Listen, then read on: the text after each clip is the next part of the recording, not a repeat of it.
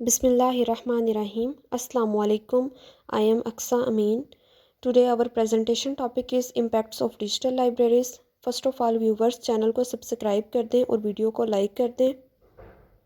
Table of contents है हमारे पास introduction, impact of digital libraries, advantages and disadvantages. First of all हमारे पास आ जाता है introduction. Digital library is a library in which collection are stored in a digital form and accessible by computers. Digital libraries ऐसी libraries होती हैं जिनमें जितनी भी लाइब्रेरी की कलेक्शन होती है, बुक्स आ जाते हैं, डॉक्यूमेंट्स आ जाते हैं, मैन्युस्क्रिप्ट्स आ जाते हैं, सारी चीज़ें डिजिटल फॉर्म में सेव होती हैं और डिजिटल फॉर्म में ही उनको असेस किया जा सकता है।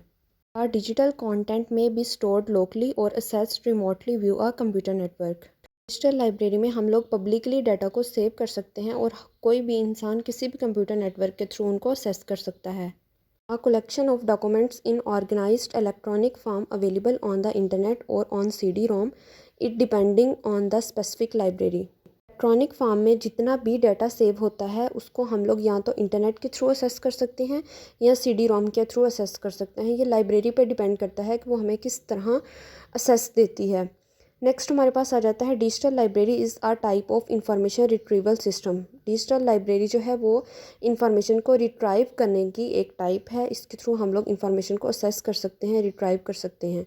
The digital library is most recent term being used for the library without books library having information in electronic formats providing access in digital formats। Digital library में किसी भी तरह की फ़िज़िकल बुक्स नहीं होती। जितना भी डाटा होता है वो इलेक्ट्रॉनिक फॉर्मेट में सेव होता है और इलेक्ट्रॉनिक फॉर्मेट में ही उसको असेस कर सकते हैं। नेक्स्ट हमारे पास आ जाता है so why should we build digital library, how are they going to help us. लोग डिजिटल लाइब्रेरीज क्यों बनाते हैं और ये किस तरह हमारे लिए यूज़फुल हो सकती हैं। आर्म्स ने इस पर एक सिंपल आंसर किया है कि that they will facilitate better delivery of information than was possible in the past. Digital library are bring a paradigm shift in the creation, distribution, management and use of information. Digital libraries के through कोई भी author अगर घर बैठ के कुछ भी right करता है तो उसको फिज़िकली जाके पब्लिश करवाने की ज़रूरत नहीं पड़ती है। वो घर बैठ के ही उस अपने डाटा को अपलोड कर देगा। कोई भी बुक राइट करता है या कुछ भी आर्टिकल या कोई भी चीज़ राइट करता है, डिस्ट्रीब्यूशन में हमारे पास आ जाता है कि जब हम लोग पब्लिकली अपलोड कर देंगे तो हर कोई उसको असेस कर सकेगा। डिजिटल फॉर्म में डाटा को मैनेज करना आसान होता है। Use of information, digital form में डाटा को यूज़ करना भी ईजी होता है। आप लोग किसी भी जगह किसी भी टाइम इंफॉर्मेशन को असेस कर सकते हैं। नेक्स्ट हमारे पास आ जाता है impacts of digital library. Are digital library bring information to the users, improved searching and manipulation of information, improved facilities for information sharing, timely access to information, improved use of information, improved collaboration, reduction of the digital divide। First impact हमारे पास आ जाता है digital library bring information to the users. Digital library जो है ना वो users के लिए इंफॉर्मेशन लेके आती है।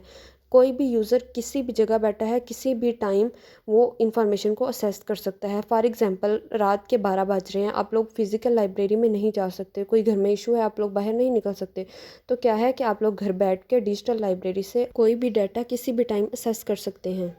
नेक्स्ट पॉइंट हमारे पास आ जाता है improved searching and manipulation of information. हम लोग डिजिटल लाइब्रेरी के थ्रू किसी भी डाटाबेस से, किसी भी वेब सर्च इंजन के थ्रू हम लोग डाटा को असेस कर सकते हैं। अगर हम लोग लाइब्रेरी जाते हैं तो हमें अपने टॉपिक से रिलेटेड बहुत सी बुक्स देखना पड़ती हैं, फिर हमें जाके डाटा मिलता है। लेकिन हम लोग यहाँ पे एडवांस टेक्नोलॉजी को यूज़ करते हुए, एडवांस कीज़ को यूज़ करते हुए आसानी से डिजिटल लाइब्रेरी से अपनी इंफॉर्मेशन को रिट्राइव कर सकते हैं। नेक्स्ट हमारे पास आ जाता है improved facilities for information sharing. अगर हम लोगों ने कोई भी इंफॉर्मेशन शेयर करनी है, फॉर एग्जांपल हम लोग थीसिस लिख रहे हैं और हम लोग अपने कोलीग्स के साथ, अपने पार्टनर्स के साथ कोई डाटा शेयर करना चाह रहे हैं, तो हम लोग उनको लिंक्स शेयर कर देंगे, तो वो भी उस डिजिटल लाइब्रेरी को असेस करके अपने डाटा को असेस कर लेंगे। नेक्स्ट हमारे पास आ जाता है timely access to the information. Timely access का वही मतलब है कि हम लोग किसी भी टाइम किसी भी जगह पे बैठ के कभी भी हम लोग डिजिटल लाइब्रेरी के थ्रू अपना डाटा असेस कर सकते हैं। आपको इसके लिए स्पेशल फ़िज़िकल लाइब्रेरी में जाने की ज़रूरत नहीं पड़ती।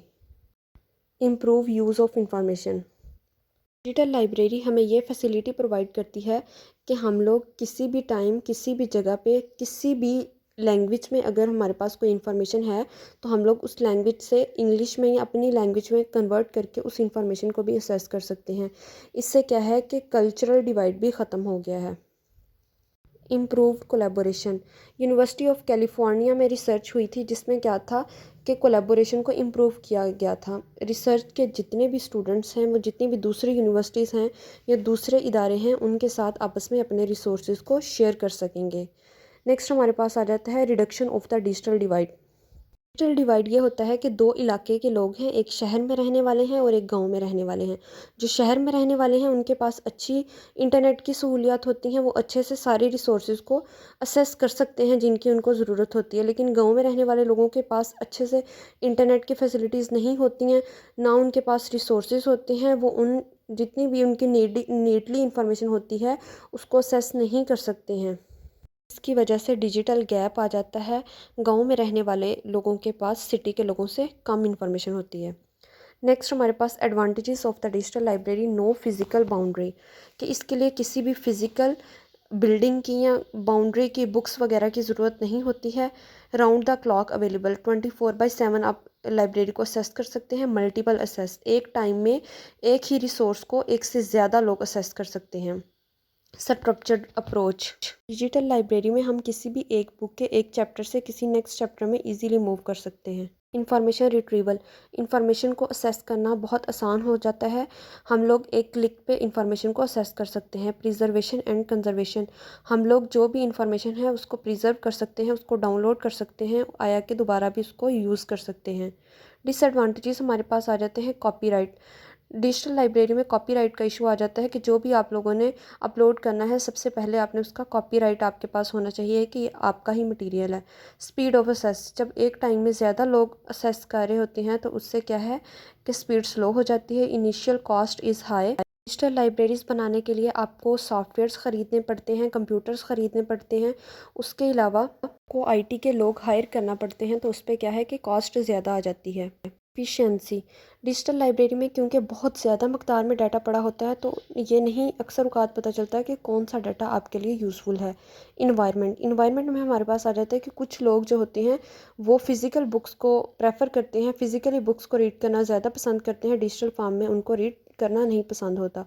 प्रिजर्वेशन के साथ साथ डिजिटल लाइब्रेरीज़ जो होती हैं वो अपना फॉर्मेट चेंज करती रहती हैं, जिसकी वजह से क्या होता है कि जो हम लोगों ने डाटा सेव किया होता है उसको रीड करने के लिए हमें स्पेशल ऐप्स दोबारा से फिर डाउनलोड करना पड़ती हैं। कंक्लूजन आ जाता है, डिजिटल लाइब्रेरीज़ की वजह से जितने भी डिजिटल डिवाइड है, जियोग्राफिकल कल्चरल बैरियर है, उसको ख़त्म कर दिया गया है। कोई भी इंसान किसी भी वक्त किसी भी इंफॉर्मेशन को असेस कर सकता है, किसी भी टाइम जब भी उसको नीड हो वो उस इंफॉर्मेशन को यूज़ कर सकता है। उसके अलावा डाटा को क्रिएट करना, डिस्ट्रीब्यूट करना, मैनेज करना आसान हो गया है और हम लोग आसानी से दूसरों के साथ शेयर भी कर सकते हैं। डाटा के डैमेज होने के ख़तरात भी कम हो गए हैं। Thank you for the listening. अल्लाह हाफिज़।